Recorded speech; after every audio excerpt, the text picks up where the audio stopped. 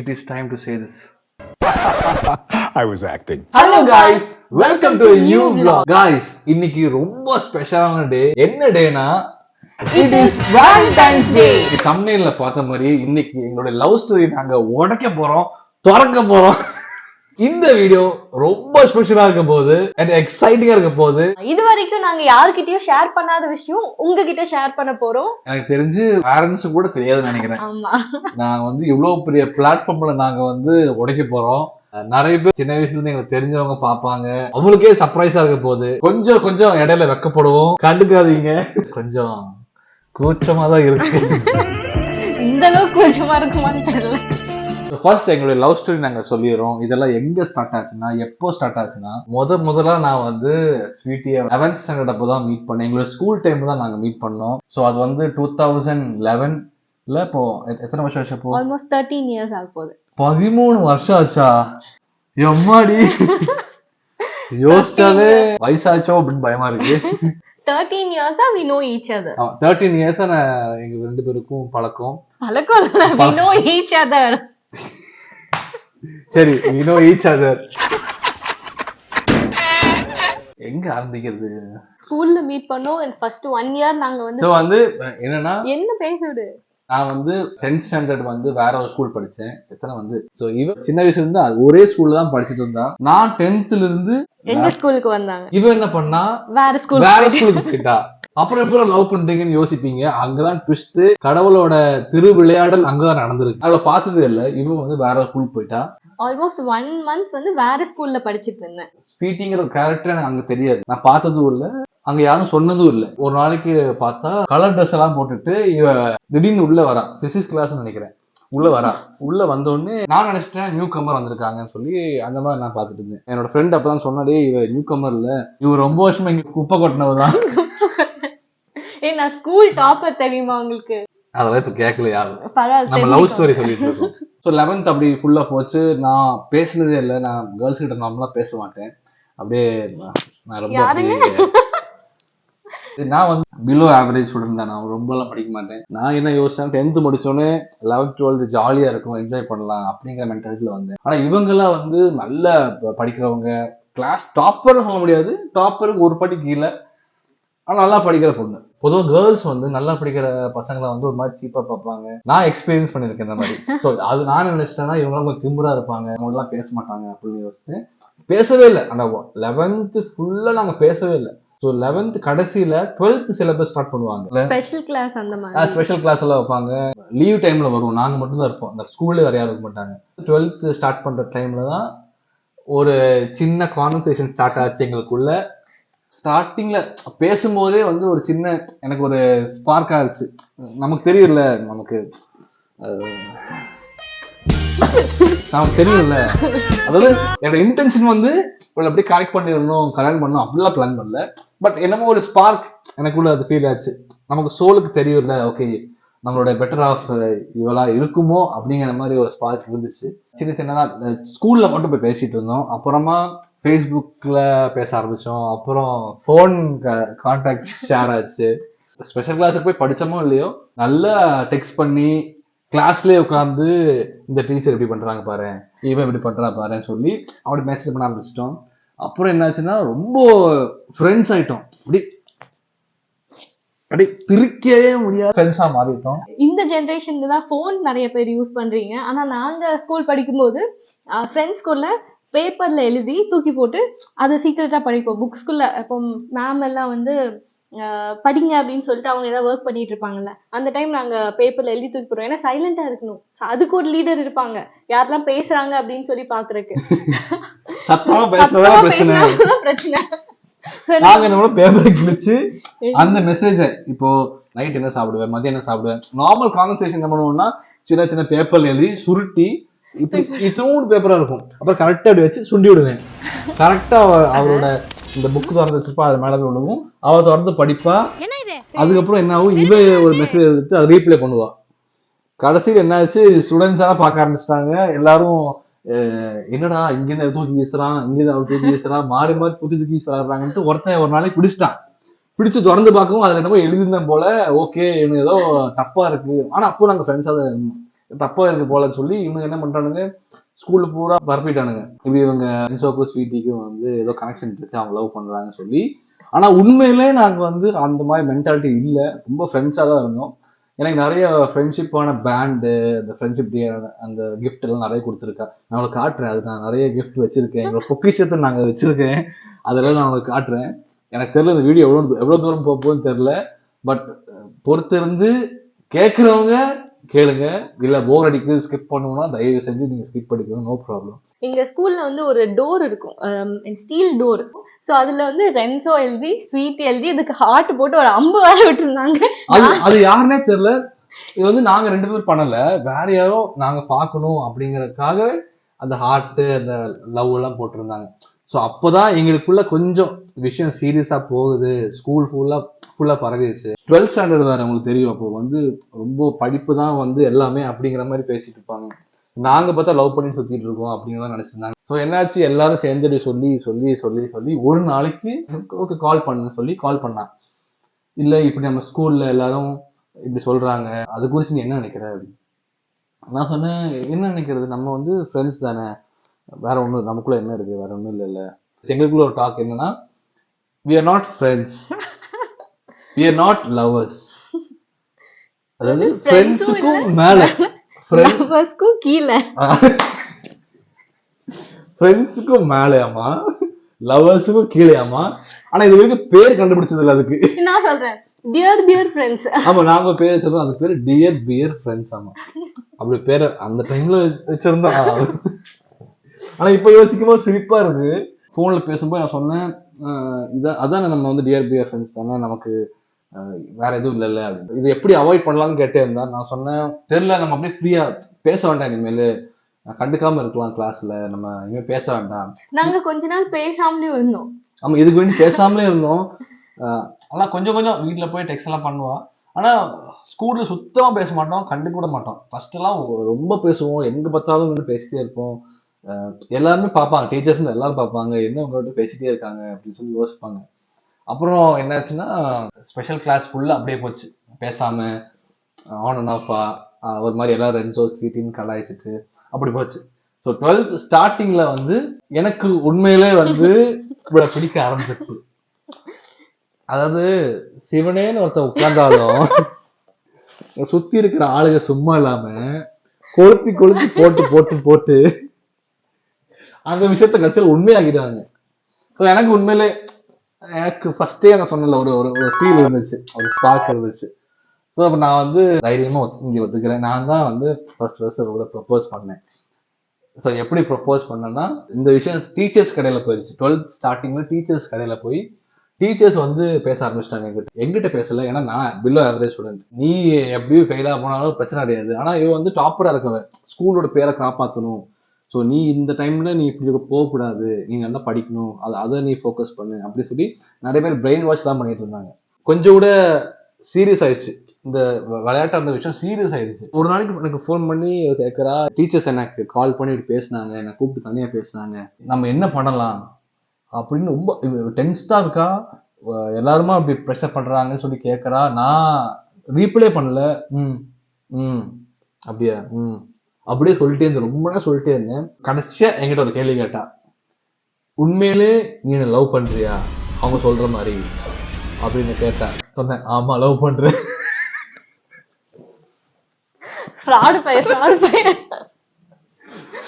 சொன்ன உடனே எனக்கு தெரிஞ்சு ஒரு 3 minutes போன் வந்து மியூட் பண்ண மாதிரி, 2 பேருக்கும் சவுண்டே இல்லை.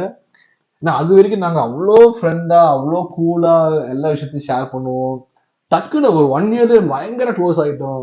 நான் அப்படி சொன்னதுக்கு அப்புறம் அவளுக்கு என்ன சொல்லணும்னு தெரியல. ஃபர்ஸ்ட் 12th நான் படிச்சுட்டு இருக்கோம், என்ன நீ அப்ப இந்த மென்டாலிட்டி தான் நீ இத்தனை நாள் பேசுனியா அப்படிலாம் கேட்க ஆரம்பிச்சிட்டான். நான் சொன்னேன், அப்படிலாம் இல்லை, எனக்கு இப்பதான் ரீசெண்டா தான் எனக்கு வந்து நீங்க நினைக்கிற மாதிரி அப்படியே முட்டியெல்லாம் போட்டு ரோஸ் எல்லாம் கொடுத்து ஐ லவ் யூ அந்த மாதிரிலாம் நான் சொன்னது இல்லை. அதுக்கப்புறம் சொன்னது இல்லையா அவங்ககிட்ட, எவ்வளவு தடவை ரொமான்டிக்கலா இருந்திருக்கேன். ஸோ அந்த டைம்ல நமக்கு என்ன 10-15 பொண்ணுங்களை லவ் பண்ணியா பழக்கம். ஃபர்ஸ்ட் டைம் ஒரு ஃபீல் வருது, ஃபர்ஸ்ட் டைம் லவ் பண்றோம். ஸோ இதுக்கப்புறம் தான் நடந்தது பெரிய ட்விஸ்ட் அண்ட் டர்ன் நடந்துச்சு எங்கள் லைஃப்ல. எங்களுக்கு மெயினா வந்து 12th ஸ்டாண்டர்ட் தான் எங்களுக்கு வந்து பெரிய ஒரு ஹெட் ஏக்கா இருந்துச்சு, ஒரு பெரிய ட்விஸ்டா இருந்துச்சு. ஏன்னா நாங்கள் ஒரு பக்கம் எக்ஸாம் போயிட்டு இருக்கு, ப்ரிப்பேர் பண்ணணும், நல்லா படிக்கணும், மார்க் வாங்கணும். இன்னொரு பக்கம் இந்த லவ் வேற ஓடிட்டு இருக்கு. ஸோ அதையும் காப்பாற்றணும், அதையும் மெயின்டைன் பண்ணணும், இதையும் மெயின்டைன் பண்ணணும். ஸோ ஒரு நாளைக்கு என்ன ஆச்சுன்னா நாங்கள் மெசேஜ் அனுப்பிட்டு இருந்தோம். அப்போ உங்க வீட்டில் பார்த்து மெசேஜ் எல்லாம் பார்த்து மாட்டிக்கிட்டா. அடி எல்லாம் விழுந்து போனெல்லாம் பிடிங்கி வச்சு எங்களுக்கு வந்து வீட்டுல உள்ள டெக்ஸ்டிங் எல்லாம் கட் ஆயிடுச்சு, பேச முடியாது. வீட்டுல கட் பண்ணிட்டாங்க போன், 2 பேர் வீட்லயுமே போன் வாங்கி வச்சுட்டாங்க. எங்க வீட்லயும் தெரிஞ்சிச்சு, பார்த்துட்டாங்க.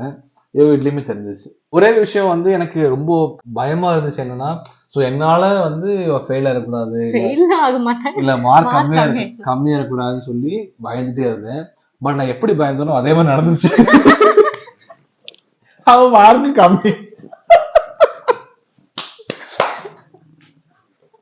நாங்க ஆக்சுவலி எக்ஸாம் டைம்ல என்ன பிளான் பண்ணோம்னா, 2 பேரை பத்தி யோசிக்க வேண்டாம், நம்ம ஃபியூச்சரை யோசிப்போம், ஃபர்ஸ்ட் நம்ம படிப்போம். எனக்கு வந்து இவ தான் சொல்லி கொடுத்தா, மேக்ஸ், கெமிஸ்ட்ரி, பிசிக்ஸ்.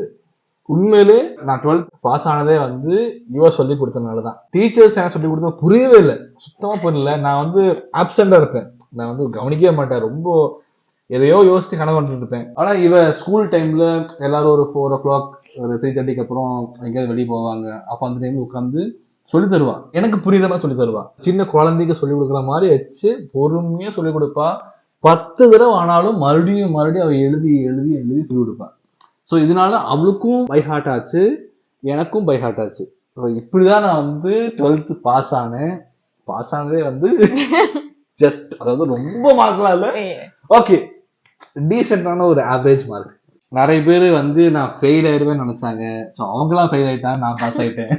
சரி, அப்புறம் நான் 12th முடிஞ்சிச்சு அண்ட் நாங்க முக்கியமான அடுத்த கட்டம் காலேஜ் போறது. ஸோ இதுல ஒரு இம்பார்ட்டன்டான விஷயம் என்னன்னா, நாங்க 2 பேரும் சேர்ந்து காலேஜ் படிக்கலாம்னு பிளான் பண்ணோம்.